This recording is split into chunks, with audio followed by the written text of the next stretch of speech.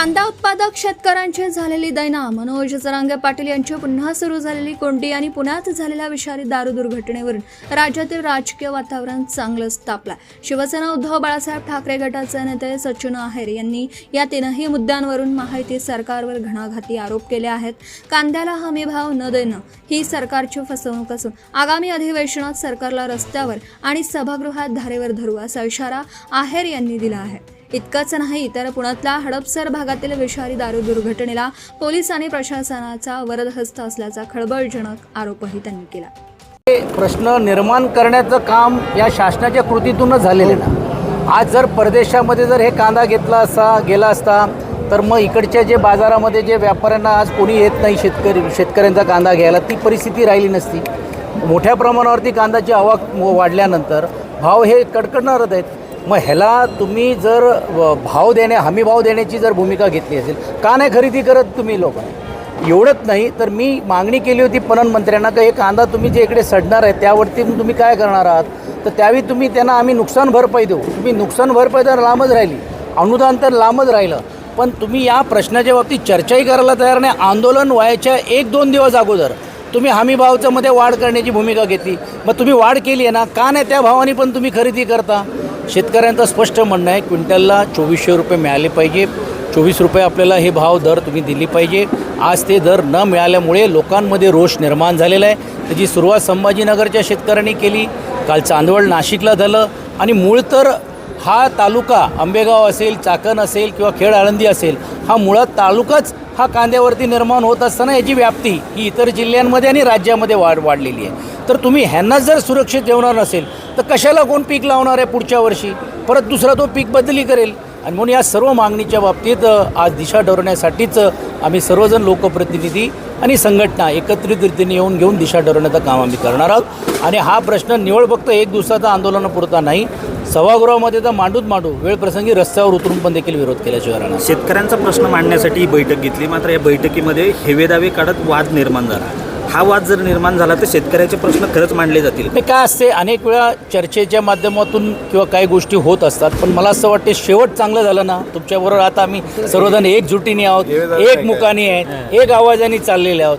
आमचं तर म्हणणं असं आहे की जे या बैठकीला आले नाही त्यांच्याबद्दलची चर्चा करा. खरं तर ही काय बैठक आहे, ही काय राजकीय पक्षाची नव्हती.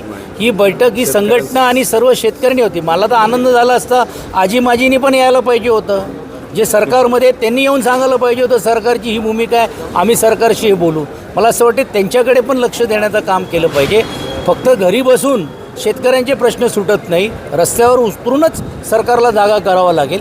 यासाठी इतर आले असते तरी देखील आम्ही स्वागत केलं असतं. भाऊ जरांगे पाटील पुन्हा एकदा आंदोलनाला तळपत्या उन्हात बसलेले नाही, आम्ही तर वाट बघतोय की जे आमदारांनी जाहीर केला होता की जर तुमचा प्रश्न सुटला नाही तर मी आमदारकी सोडून देईन. काल मंत्र्यांकडे गेल्यानंतर तुम्ही बघितलं असेल की जरांगेजींची भूमिका ही स्पष्ट होती की तुम्ही एका बाजूला कुणबीचा दाखला देत असताना दुसऱ्या बाजूला मराठाचा दाखला देत असताना दोन्ही जे जातींनी जे विवाह होणार आहेत त्याच्याबद्दलची कुठेही स्पष्टता नाही आहे. आणि आम्ही वारंवार सांगत होतो की ही फसवण्याचं काम चाललेलं आहे, हा GRच चुकीचा आहे. ते त्यांच्या लक्षात आता आलेलं आहेत आणि मला असं वाटते म्हणूनच ते आंदोलनासाठी झालेले.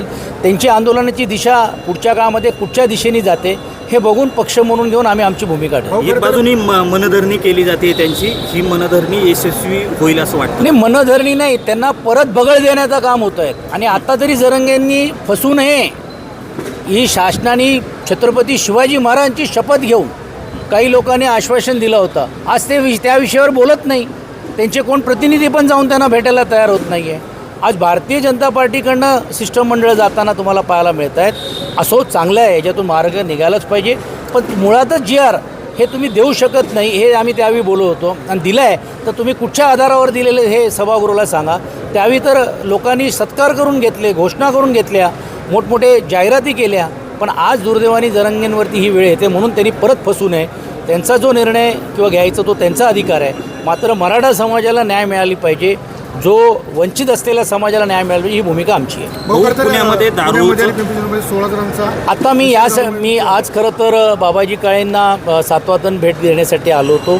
पण कांद्यांचा हा प्रश्न अत्यंत जटिल झाल्यामुळे त्यांनी विनंती केली म्हणून मी या आंदोलनामध्ये पण सहभागी होत असताना मी आता पिंपरी चिंचवडमध्ये जे 12 दुर्दैवी मृत्युमुखी झालेले आहेत आणि विशेषतः हडपसरमध्ये आमच्या गटनेत्यांनी SP आणि CP आणि DCPला तक्रार केली होती की अशा प्रकारे गावठी ही दारू बनवली जाते, ड्रग्सचा अड्डा झालेला आहे, पण कुठचीही कारवाई झाली नाही. आता कारवाई करतायत.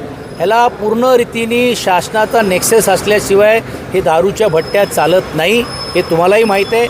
म्हणून या बाबतीतली पिंपरी चिंचवड आयुक्त असतील, पुणे आयुक्त असतील, यांना आम्ही जाब विधानसभामध्ये आणि परिषदमध्ये विचारल्याशिवाय राहणार नाही. आज त्यांच्या कुटुंबांना सात्वधन भेट करण्यासाठी इकडनं मी नंतर तिकडे जाणार आहे. भाऊ, खरं तर विषारी दारूमध्ये सर्वसामान्य आणि कामगार वर्ग हाच प्रामुख्याने दिसतो, हाच कुठंतरी भरडला जातो. ही मुळातच अशी आहे ना, कारण एक तर लोक माध्यमातून त्यांना जागृती व्हायला पाहिजे आणि मुळामध्येच तुमची मूळ असलेली जी अधिकृत देशी जी दारू आहे ती महाग झालेली आहे. हे छोटे छोटे पाकिटामध्ये करून करण्याचा प्रयत्न चाललेला आहे. हे मुंबईमध्ये वाढत जातो, मुंबईत बंद झाली, आता परत हे पुण्यामध्ये सुरू झालेले आहेत. आणि पुन्हा आता हा आर्थिक दृष्टिकोनातून सक्षम होत असताना अशा प्रकारे अनधिकृत कामासाठी मोठ्या प्रमाणावरती एक व्यासपीठ तयार झालेलं आहे. हे दुर्दैवी आहे. Subscribe now and press the bell icon. Never miss an update.